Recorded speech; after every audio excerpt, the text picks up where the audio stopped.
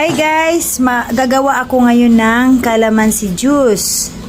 Yan, ito po yung calamansi ko guys. Then ilagay ko dito sa dalawang pitsil na may half siya na tubig. Ayan, magpiga na tayo guys. Yan, magpiga na tayo guys. Ilagay natin siya.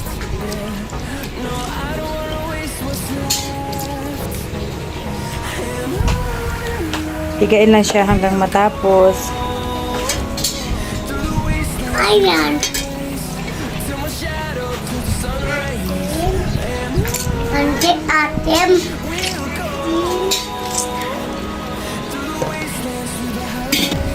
Yan, malapit na tayong matapos.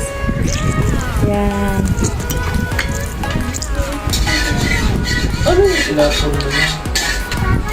Yan na po yung dalawang pitchel na juice namin guys. Lagyan na natin ng asukal. Tag half lang na cup. Ito po guys. Uy.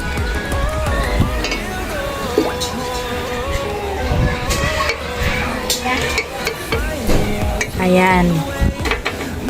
Yun na guys. Na-stir na natin ang juice. Tapos nasalin na natin. Ito na po yung finished product guys. Yan. Thank you for watching. Tikman natin. Sarap. Thank you for watching guys. Bye.